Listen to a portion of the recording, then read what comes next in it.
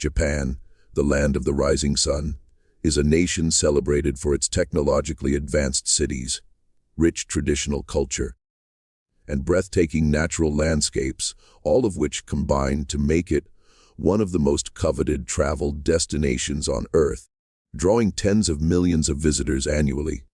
Remarkably, however, this degree of openness to the outside world is a relatively modern development in the country's long history.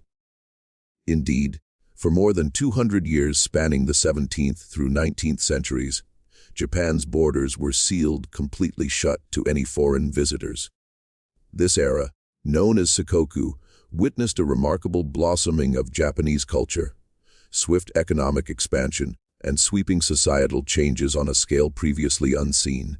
In doing so, it bequeathed the nation with many of the iconic cultural treasures whose influence endures to this day. But how exactly did this island nation make such a dramatic transformation from prolonged isolation into one of the most developed and internationally engaged countries in the modern world? This is the history of Japan. The archipelago that forms the modern nation of Japan has been home to human life for roughly 40,000 years, with the earliest settlers crossing over from the Asian mainland. These pioneering inhabitants brought with them vital skills including farming and metalworking, which provided the foundation for permanent settlements and, in time, the earliest organized kingdoms. By the 3rd century AD, much of southern Japan had unified into a centralized power structure, rooted in the Yamato region, governed under a system headed by a hereditary monarch known as the Emperor. Japan's formative history was heavily shaped by continental Asian civilizations, with Buddhism arriving from Korea in 552 AD and later in 6045. A comprehensive set of administrative changes, known as the Taika reforms, being introduced to restructure the country's political landscape along the lines of the Chinese imperial model. The imperial court initially had no fixed location, relocating with each successive emperor, until 794, when Emperor Kanmu chose to establish a permanent capital at what is now Kyoto, marking the beginning of the Heian period, which would endure for nearly 4 centuries. Over time, however, the imperial court became increasingly self-absorbed and preoccupied with internal affairs, neglecting the governance of territories beyond the capital and steadily eroding its own authority. As a result, lands previously under imperial control gradually passed into the hands of regional noble elites, giving rise to a feudal order in which power was dispersed, rather than concentrated at the imperial court in Kyoto. This erosion of centralized authority allowed powerful warrior clans, such as the Taira and Minamoto, to grow considerably in strength, bolstered by the martial prowess of their samurai retainers. They eventually moved to challenge imperial dominance during the Heiji Rebellion of 1160, ignited by a succession dispute over the imperial throne. This conflict escalated into the Genpei War of 1180 to 1185, from which the Minamoto clan, led by Minamoto no Yoritomo, emerged victorious over their rivals. Yoritomo subsequently founded a separate military government in the city of Kamakura, far removed from the emperor's court in Kyoto. He further consolidated his authority by persuading Emperor Go-Toba to grant him the title of shogun, or great general, in 1192, effectively making him the supreme ruler of all Japan and setting in motion a period of military governance known as the shogunate that would persist for the next 7 centuries. The fighting capabilities of the samurai would soon face a severe test at the dawn of the 13th century, when one of history's mightiest empires fixed its gaze upon Japan. In 1265, the Mongol Empire under Kublai Khan demanded Japanese submission as a vassal state, and when no reply came, he set about planning a full-scale invasion. Mongol forces landed on the island of Kyushu in 1274 and encountered a resolute, if vastly outnumbered, samurai resistance. Despite the overwhelming numerical disadvantage, fortune favored the Japanese defenders when a ferocious typhoon, called the kamikaze or divine wind, swept through and obliterated virtually the entire Mongol fleet.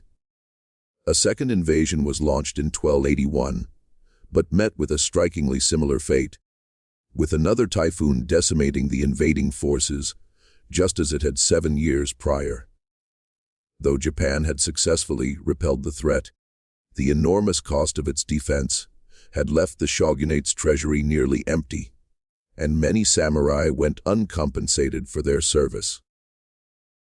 This bred deep resentment between the military government and the warrior clans, and in 1333 Emperor Go-Daigo seized the moment to stage a coup aimed at restoring power to the imperial throne in Kyoto. Though initially successful, this restoration proved short-lived, as Go-Daigo himself was deposed just 5 years later in 1338 by another coup that reinstated the shogunate under the new leadership of Ashikaga Takagi. Even so, real authority within Japan continued to rest with the regional samurai clans, whose feudal lords, known as daimyo, exercised direct control over their territories. These clans routinely formed alliances and conspired against one another to shift the balance of power, which frequently descended into outright civil war. The most destructive of these conflicts erupted in 1467 with the Nen War, fought over the question of succession to the reigning shogun Ashikaga Yoshimasa. The daimyo chose opposing sides, effectively shattering the feudal order and fragmenting the country into a mosaic of independent domains. This turbulent age, remembered as the Warring States or Sengoku period, dragged on well into the 16th century and gave rise to notable military innovations, including the emergence of ninjas skilled in covert assassination and espionage, and the deployment of Buddhist warrior monks known as Sefenhai on the battlefield. A pivotal turning point arrived in 1543, when a Portuguese trading vessel was blown off course onto the island of Nagasaki, just south of Kyushu. The 3 Portuguese merchants aboard became the first Europeans ever to set foot on Japanese soil, and they wasted little time in establishing commercial ties as part of the broader Portuguese trading network that stretched across much of the Indo-Pacific. Once a year, the so-called black ships would anchor off the Japanese coast to conduct trade, with European muskets ranking among the most prized commodities. These firearms were entirely unfamiliar to the Japanese at the time, and they quickly gained enormous appeal among the warring daimyo, who were eager for any edge over their enemies. So rapid was their adoption that by 1556 more than 300,000 firearms were already in use across the ongoing civil wars, alongside guns. The Portuguese also brought Christianity to Japan, which further served their commercial interests, as new converts were often granted preferential access to weapons, and in certain cases received direct military backing from the Portuguese themselves. Among the most prominent daimyo to partner with the Portuguese was Oda Nobunaga, who, though he never embraced Christianity himself, wielded the technological superiority of European gunpowder weapons with devastating effect, as he set about unifying Japan under his banner. During the final phase of his campaign in 1582, however, Nobunaga was ambushed and killed. He was swiftly succeeded by one of his lieutenants, Toyotomi Hideyoshi, a man of lowly peasant stock who had risen through the military ranks to become a samurai and daimyo, and who went on to fulfill his predecessor's ambitions by completing the unification of the country. Despite being the de facto master of a reunified Japan, Hideyoshi did not claim the title of shogun, likely on account of his common origins, and instead governed as Kampaku, or imperial regent, and Daijin, or chancellor of the realm. He intended to pass these titles to his young son, Toyotomi Hideyori, but since the boy was still an infant at the time of his own death, Hideyoshi entrusted 5 of his most loyal subordinates with the task of safeguarding his son's future rule. No sooner had Hideyoshi died in 1598, however, than civil war broke out once again among the Japanese daimyo, pitting Hideyori's supporters against the forces loyal to Tokugawa Ieyasu, who had once pledged allegiance to Hideyoshi. The conflict was settled decisively at the Battle of Sekigahara in 1600, where Ieyasu triumphed over his opponents and ushered in a transformative new chapter in Japanese history. Japan under the Tokugawa shogunate, a period also referred to as the Edo period after the shogunate's relocation of government to the city of Edo, modern-day Tokyo, would endure for 268 consecutive years and stands as perhaps the most defining era in the nation's entire history. The era of relative peace and stability that followed allowed Japanese culture, the arts, and the economy to reach new heights of prosperity. This came, however, at a considerable price. The Tokugawa shogunate implemented a series of strict and often severe measures to suppress any potential social disorder, while also moving aggressively to curtail the further spread of Christianity within the country, ultimately banning it outright in 1638. To prevent any additional foreign influences from taking root, the third Tokugawa shogun, Iemitsu, introduced the policy of Sengoku in 1639, effectively sealing Japan off from the outside world and prohibiting Japanese subjects from traveling abroad, returning from overseas, or constructing ocean-going vessels. Restricted trade was permitted only with neighboring China and Korea, and the sole Europeans allowed a trading concession were the Dutch, who were confined to the small artificial island of Dejima in Nagasaki harbor. Throughout the remainder of the 17th century, Japan continued to grow and thrive under successive Tokugawa administrations, with the population doubling to 30 million and the government investing in roads and schools to enhance the country's socio-economic capacity. By the late 18th and early 19th centuries, however, fault lines had begun to appear in the shogunate's grip on power. The rapid agricultural expansion that had characterized the early Edo period had stalled, and the government's handling of the devastating famines of the 1830s was widely regarded as woefully inadequate.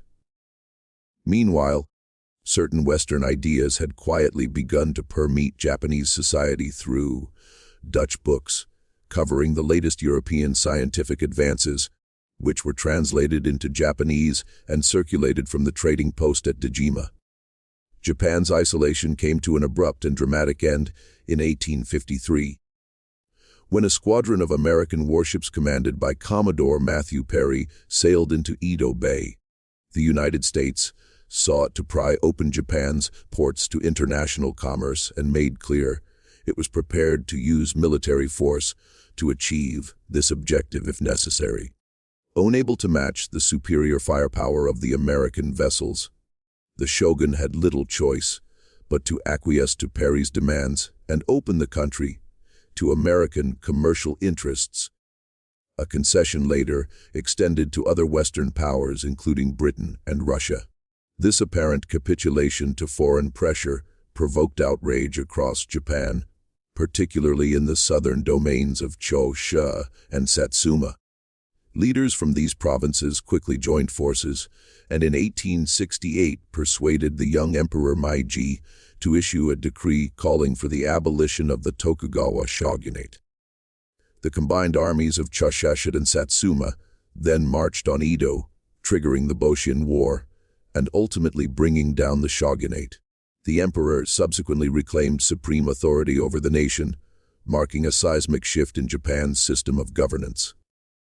In 1869, the imperial court relocated to Edo, which was rechristened Tokyo, formally heralding the start of the Meiji Restoration.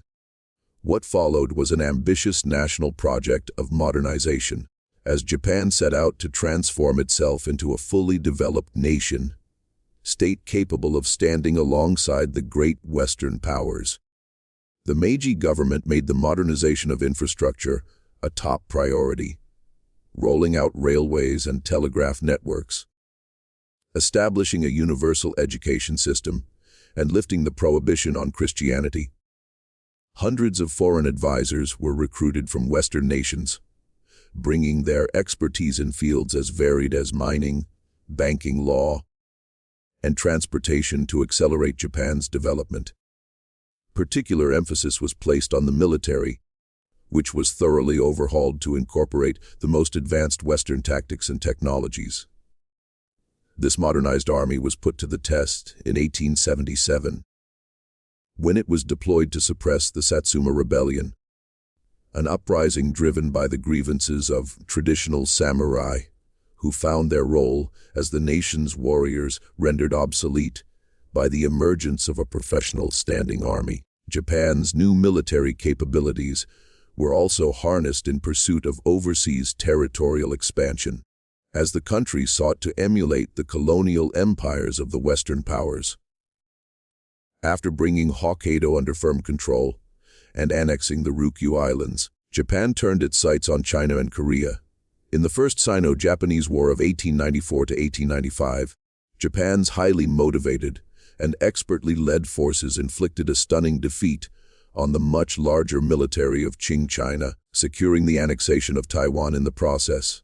In 1902, Japan concluded a landmark military alliance with Britain, aimed at containing the growing threat posed by Russian expansion in the region.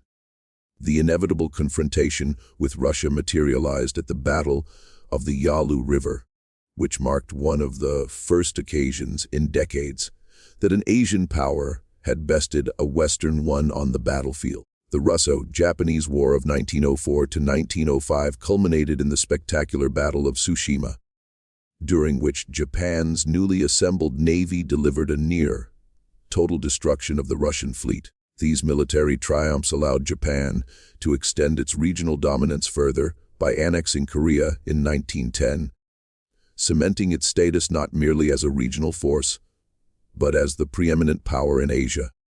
Emboldened by these victories and driven by ambitions to expand further across the Asia-Pacific, Japan sided with the Allies during the First World War, aiming to acquire German-controlled colonial territories in the South Pacific. Following the war's conclusion, Japan participated in the Treaty of Versailles and enjoyed a period of favorable international standing, reinforced by its membership in the League of Nations. Yet, as in many countries during the post-war years, a surge of nationalist and fascist-inspired sentiment began to take root in Japanese society, especially within the military, whose expansionist aspirations were growing ever more audacious.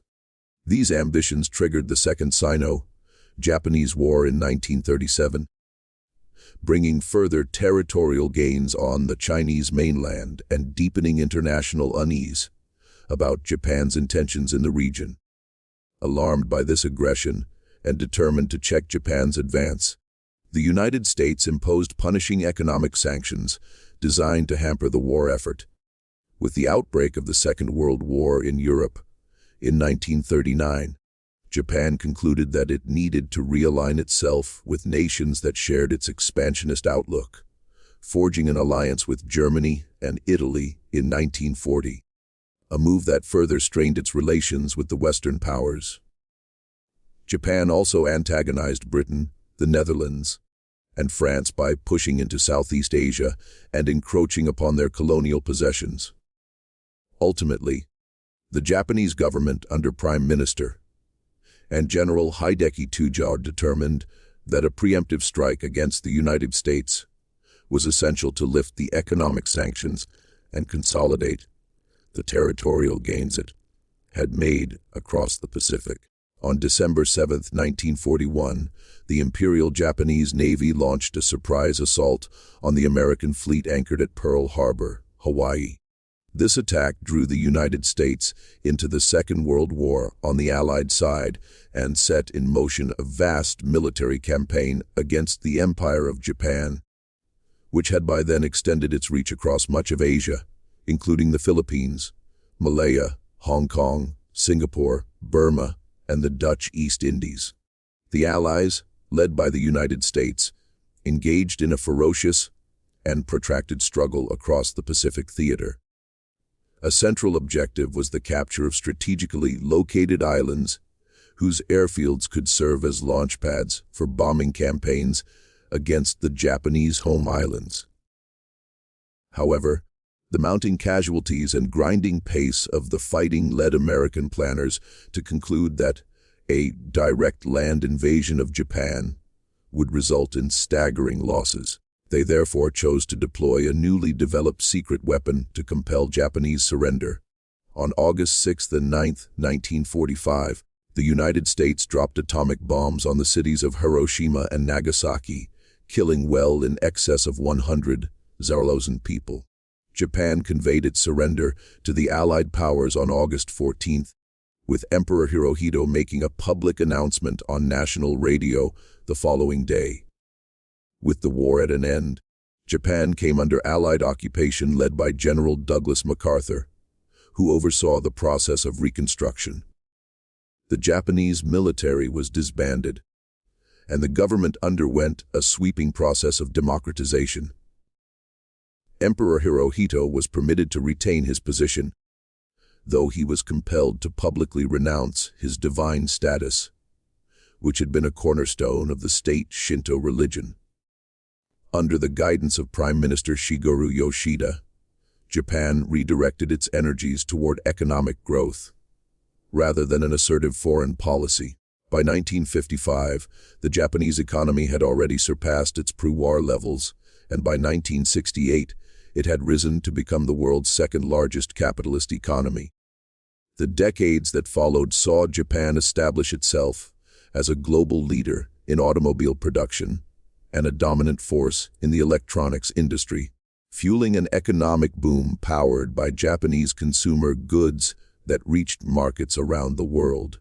All of this post-war economic activity helped forge and define the Japan that exists today, a nation that ranks among the highest in virtually every measure of global achievement, from economic output and technological innovation to life expectancy.